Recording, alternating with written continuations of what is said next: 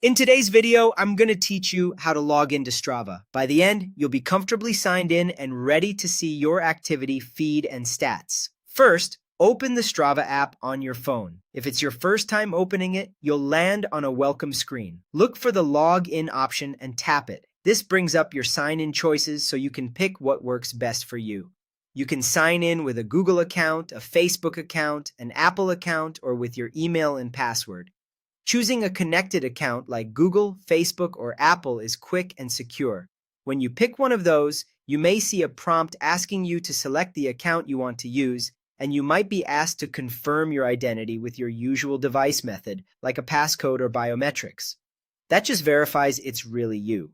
If you prefer to use an email and password, choose that option instead, and Strava will show fields where you can type them in. Go ahead and enter your login details carefully. Double-check the email for typos, and remember that passwords are case-sensitive. If you're using a connected account, make sure it's the same one you've used with Strava before, so everything links correctly. When your information is in, tap Login again to confirm. Depending on the choice you made, the button might read Continue or something similar, but it serves the same purpose, finalizing your sign-in.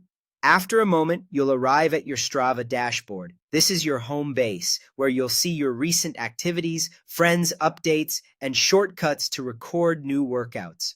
Take a second to ensure everything looks familiar. Your profile photo, your name, and your activity feed should appear here if you've used Strava before. If you want to stay signed in for faster access next time, you can adjust a couple of optional settings. From within Strava, open Settings, then look for options like Remember Login or Auto Sign-In if they're available on your device.